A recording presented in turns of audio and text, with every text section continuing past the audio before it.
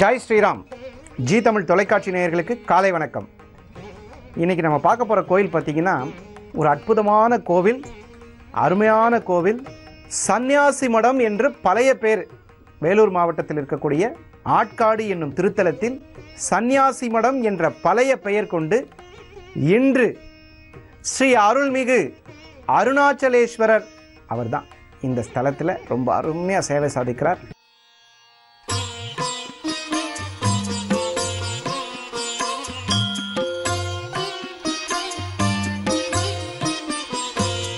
नमो भूतनाथं नमो देवदेवं नमः कालकालं नमो दिव्यतेजम्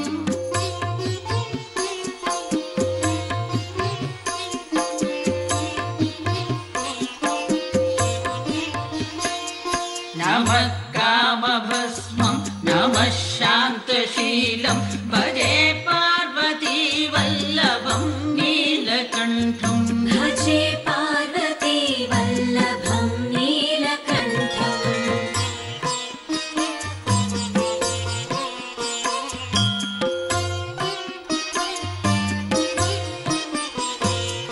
सदा तीर्थसिद्धं सदा भक्तरक्षं सदा शैव पूज्यं सदा शुभ्रभस्मम्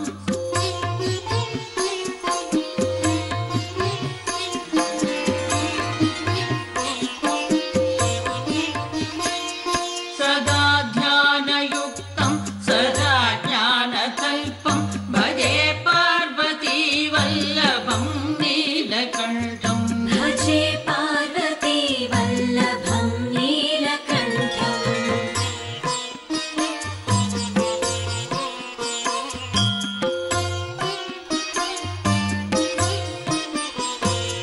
श्मशानं भयानं महास्थानवासं शरीरं गजानां सदा चर्मभेष्टम्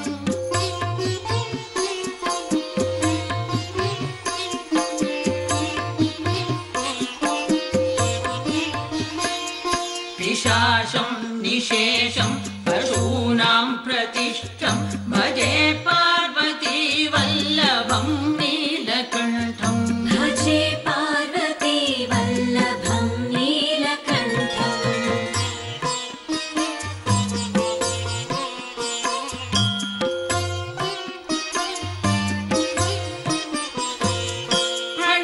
प्रणीनागकण्ठे भुजङ्गाट्टदेह कलेर्मुण्डमालं महावीरशूरम्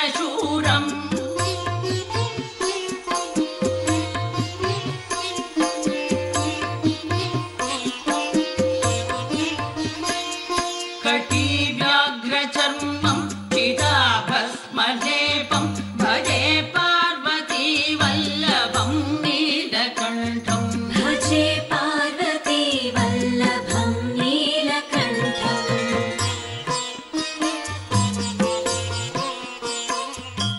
இந்த சுவாமிக்கு ரொம்ப பிடிச்ச விஷயம் என்னன்னு கேட்டிங்கன்னா, ஸ்ரீ அருள்மிகு உண்ணாமுலை அம்மன் உடனமர் ஸ்ரீ அண்ணாமலை இவருக்கு எல்லா வாத்தியங்களிலும் பிரியம் ஜாஸ்தி. இசையால் இவருக்கு அர்ச்சனை எப்போதும் உண்டு. இவருக்கு ரொம்ப இசை பிரியர் இவர். இப்போ நம்ம பார்க்க போகிறது இந்த நிமிடங்களை சிவாபிஷேகம் என்று சொல்லக்கூடிய சிவனுக்கு மந்திரார்ச்சனையுடன் கூடிய சிவநெறியுடன் கூடிய அபிஷேகத்தை, ரொம்ப அருமையாக அபிஷேகம் நடக்குது. அதை பார்த்து செய்த பாவம் விலகிட பஞ்சாட்சரம் ஜபித்திடுவோம். नागेन्द्रहाराय त्रिलोचनाय भस्माङ्गरागाय महेश्वराय नित्याय शुद्धाय दिगम्बराय तस्मै नकाराय नमः शिवाय मन्दाकिनी सलिल चन्दन चर्चिताय नन्दीश्वर ब्रह्मत नाथ महेश्वराय मन्दारमुख्य बहु पुष्पसुपूजिताय तस्मै मकारमहिताय नमः शिवाय। शिवाय गौरी वदनाब्जभृङ्ग सूर्याय दक्ष त्वरनाशकाय श्रीनीलकण्ठाय वृषध्वजाय तस्मै शिकाराय नमः शिवाय। वसिष्ठकुम्भोद्भवगौतमार्य मुनीन्द्रदेवार्चितशेखराय चन्द्रार्कवैश्वानरलोचनाय तस्मै वकाराय नमः शिवाय।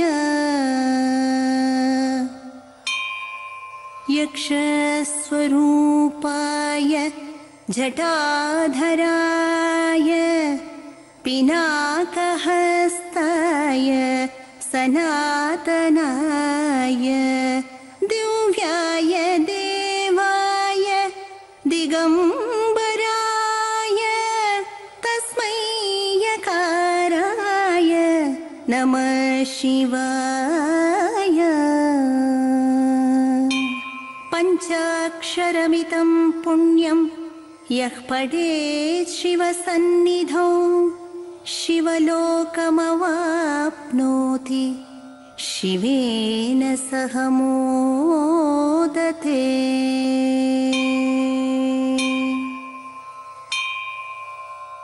இந்த கோவில் ஒரு முக்கியமான விசேஷம் என்னன்னு கேட்டிங்கன்னா, ஒவ்வொரு பௌர்ணமி அன்னைக்கும் சிவனுக்கு யாகம் நடத்துகிறாங்க. அது ஒரு அற்புதமான செய்தி. நமக்கு என்னைக்காவது பௌர்ணமி அன்னைக்கு கோவிலுக்கு போகணும்னு அனுகிரகம் இருந்தால், பகவானோட பிரியம் நமக்கு விழணும்னு இருந்தால், அருணாச்சலேஸ்வரரினுடைய அனுகிரகம் இருந்தால், இந்த ஸ்தலத்துக்கு பௌர்ணமி அன்னைக்கு இந்த யாகத்தில் கலந்துக்கலாம். முறைப்படி சிவ வேத ஆகம விதிப்படி என்ன பர்ஃபெக்ட் ரூலோ அதை அப்படியே அடாப்ட் பண்ணி இந்த ஸ்தலத்தில் சிவ ஆகம விதிகளின் பிரகாரம் இங்கே, அதாவது எல்லா கோவிலும் அனுசரிக்கிறோம், அதே மாதிரி இந்த கோவிலில் தமிழ் வழிபாடு, தமிழன்னை என்று சொல்லக்கூடிய தமிழ் நம்மெல்லாம் வாழ வச்சிட்டு இருக்கக்கூடிய தமிழ் தாய், அந்த தமிழ் அன்னைக்கு இந்த இடத்துல ஒரு சிறப்பு சிலை வைக்கப்பட்டிருக்கு. இந்த இடத்துல வந்து தமிழ் அன்னைக்கு ஒரு சிலை. தமிழில் யாருக்கெல்லாம் மார்க்கு கம்மியாக வருதோ, தமிழ் புலமை யாருக்கெல்லாம் தேவைப்படுதோ, தமிழன்னையினுடைய அருள் வேண்டுமா, இந்த ஸ்தலத்தில் தமிழன்னைக்கு சிலை வைக்கப்பட்டுள்ளது. இது கொஞ்சம் பார்க்குறது எங்கேயுமே கொஞ்சம் அபூர்வம். இந்த இடத்துல ரொம்ப அருமையாக இருக்குது.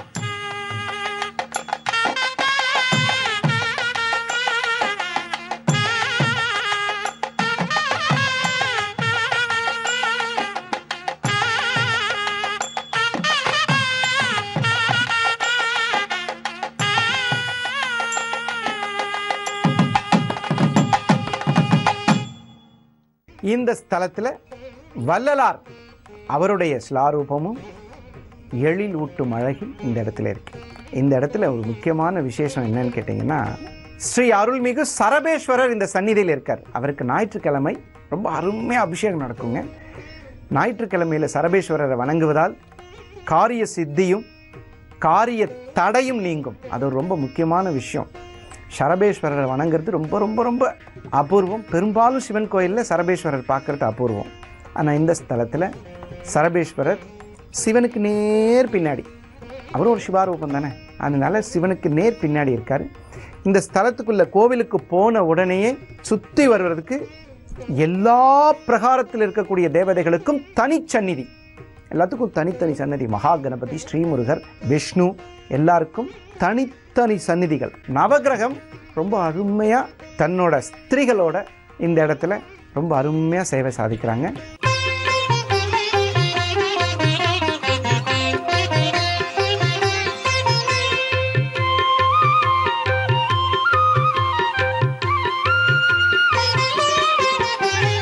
भवाय चन्द्रचूडाय निर्गुणाय गुणात्मने कालकालाय रुद्राय नीलग्रीवाय मङ्गलम् पुरुषारूढाय भीमाय व्याघ्रचर्माम्बराय च पशूनां पतये तुभ्यं गौरीकान्ताय मङ्गलम्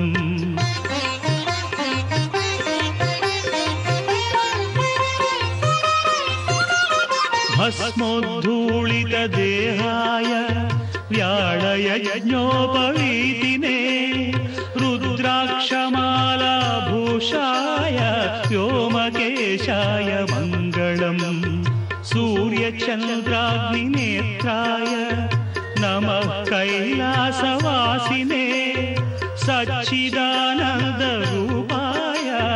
प्रमदेशाय मङ्गलम्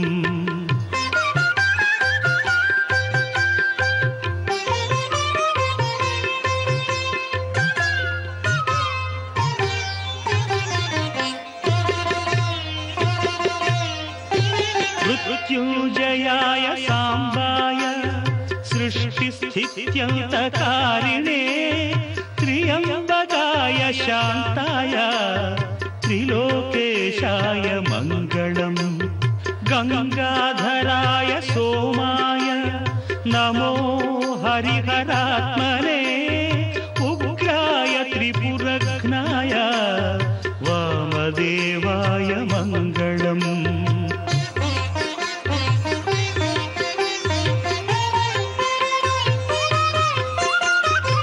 सद्योजाताय शर्वाय भव्यज्ञानप्रदायिने ईशानाय नमस्तुभ्यं पञ्चवक्त्राय मङ्गलम् सदाशिवस्वरूपाय नमस्तत्पुरुषाय च अघोराय च घोराय महादेवाय मङ्गलम् श्रीचामुण्डा प्रेरितेन रचितं मङ्गलास्पदम् तस्याभीष्टप्रदं शम्भोः यः पठेन् मङ्गलाष्टकम्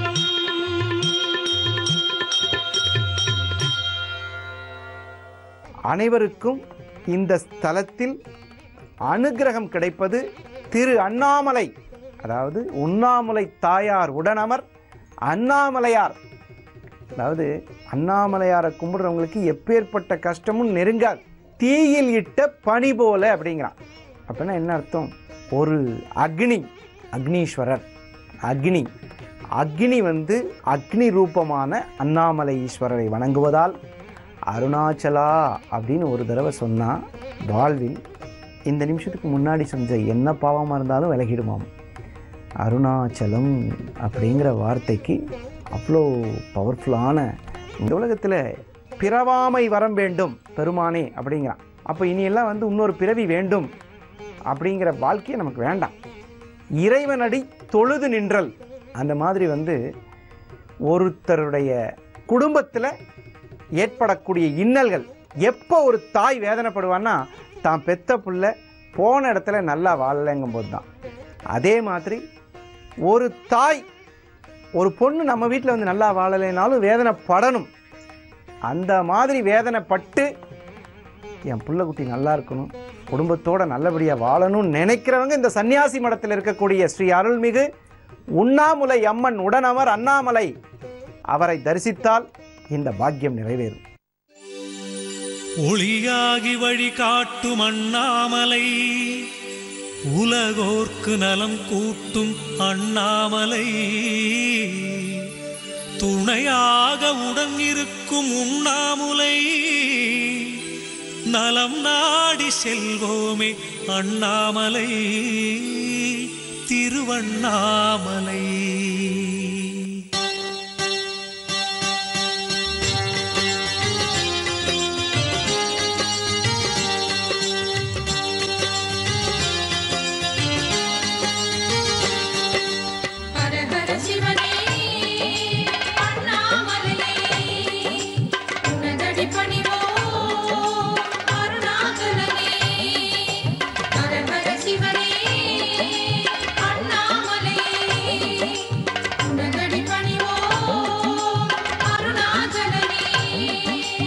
ஆதிமூலனே அருளும் தெய்வமே அண்ணாமலையானே, அன்பர் நெஞ்சிலே வாழும் எங்களின் அண்ணாமலையானே, ஆடல் அரசனாய் வாழும் நாதனே அண்ணாமலையானே, அன்னை பார்வதி நெஞ்சில் வாழ்ந்திடும் அண்ணாமலையானே.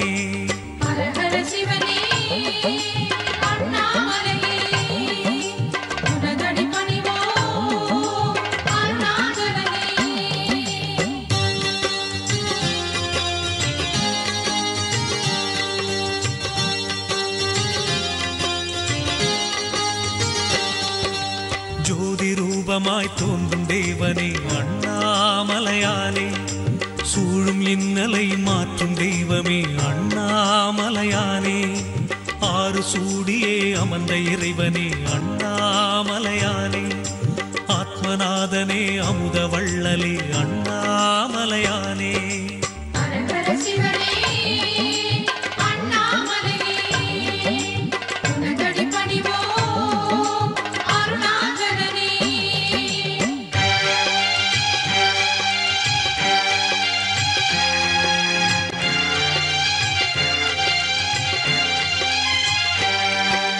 மாயநீக்கனே மாதொரு பாகனே அண்ணாமலையானே, தாயுமானவா தூய மூர்த்தியே அண்ணாமலையானே, காயும் பௌர்ணமி நாளில் அருளிடும் அண்ணாமலையானே, நோய்களை தீர்த்திடும் எங்கள் ஈசனே அண்ணாமலையானே.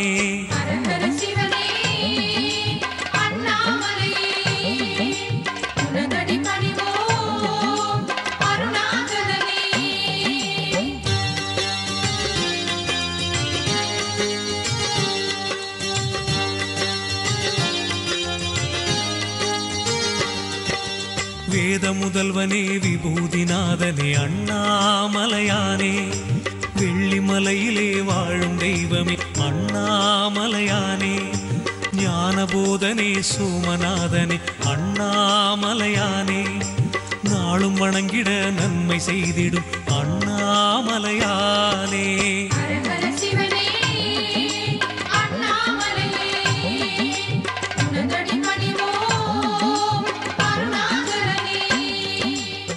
அனைவருக்கும் வணக்கம். முன்னொரு காலத்தில் வடார்காடு மாவட்டமாக இருந்த இப்போது வேலூர் மாவட்டமாக இருக்கின்ற வேலூர் மாவட்டத்தின் ஆற்காடு நகரமாகிய இந்த ஆற்காடு நகரத்திலே சன்னியாசி மடம் என்று அழைக்கக்கூடிய இந்த திருத்தலத்தில் உண்ணாமலை உடனுரை அருணாச்சலேஸ்வரர் ஆலயமானது மிகவும் பழமை வாய்ந்தது, பிரசித்தி பெற்றது. இங்கு சன்னியாசி மடம் என்பதனால் இங்கே முன்காலங்களில் சன்னியாசிகள் இங்கே வாசம் செய்து இங்கேயே தங்கி இங்கேயே ஜீவசமாதி அடைந்திருக்கின்ற ஒரு தலம். இந்த தலத்திலே இறைவன் முழு அருள் புரிவதால் இங்கு எல்லாம் ஆகம விதிப்படி முறைப்படி எல்லா நிகழ்ச்சிகளும் வெகு சிறப்பாக நடந்து கொண்டிருக்கிறது. எல்லா நிகழ்ச்சிகளுமே வெகு சிறப்பாக நடக்கிறது. இங்கே சப்த ஷடாரண்யம் என்று சொல்லக்கூடிய இந்த ஆற்காடு நகரை சுற்றி இருக்கின்ற சப்த ஷடாரண்யங்களினுடைய சப்த ரிஷிகளும் இங்கே அமைக்கப்பட்டிருக்கிறதுனால் இந்த சேத்திரமானது மிகவும் பிரசித்தி பெற்று புகழ்பெற்று அருள் பாய்க்கின்ற சேத்திரமாக இருக்கின்றது. இது ரொம்ப ஒரு சிறப்பு ஸ்தலம். நம்ம ஆற்காட்டில் பஸ் ஸ்டாண்ட்லேருந்து ரொம்ப பக்கத்தில் இருக்குது. சப்த சடாரண்ய சேத்திரங்கள்னு சொல்கிறது இதுக்கு இந்த பேர். நீங்கள் இதை பார்க்கும்போது உங்களுக்கு தெரியும், என்ன இவங்க ஆரணி பக்கத்துலேயே கோயிலெலாம் எடுத்துகிட்டு இருக்காங்க அப்படின்னு ஒரு கேள்வி வரும். சப்த சடாரண்ய சேத்திரங்களை தரிசிக்க வேண்டும். அவற்றை நம் ஜீ தமிழ் தொலைக்காட்சி நேயர்களுக்கு கண்டிப்பாக காமிக்கணும். சப்தம்னா 7, சடாரண்ய சேத்திரங்கள்லாம் இருக்கிற பிரச்சனையை உடனே தீர்க்கிறது. நமக்கு உடனடியாக தீர்ப்பு. இப்போல்லாம் நான் சொல்லிக்கூடிய ஒவ்வொரு பலன்களும் பார்த்தீங்கன்னா உடனடியாக சடாரண்ய சேத்திரங்களில் தரிசனம் பெற்றுக்கொள்வது ரொம்ப ரொம்ப முக்கியம். இந்த இடத்த சுற்றி 7 கோயில் இருக்குது. இப்பேற்பட்ட அனுகிரகமான திரு அண்ணாமலை ஈஸ்வரரை, உண்ணாமலை தாயாரை தரிசிக்கக்கூடிய இந்த நாளில் தரிசித்து இந்த பிரச்சனை யாருக்கெல்லாம் இருக்கோ, அதாவது சென்ற வீட்டில் பெண்கள் நிம்மதியாகவும் வரும் வீட்டில் பெண்கள் நிம்மதியாகவும் வாழக்கூடிய மகாபாக்கியம் இந்த ஸ்தலத்தில் கிட்டும் என்று உறுதி கூடி ஆணையிட்டு சொல்லப்பட்ட பதிகங்களிலிருந்து எடுக்கப்பட்ட மூல நூல்களில் சொல்லப்பட்ட வார்த்தை. அதனால் நம்ம தைரியமாக சொல்லலாம். அதனால் இந்த கோவிலுக்கு போகிறவங்களுக்கு நிம்மதியும் சந்தோஷமும் நிலைத்திருக்கும். மீண்டும் நாளை காலை அற்புதங்கள் தரும் ஆலயம் பகுதியில் சந்திப்போம். நன்றி, வணக்கம். ஸ்ரீ சிவார்ப்பணம்.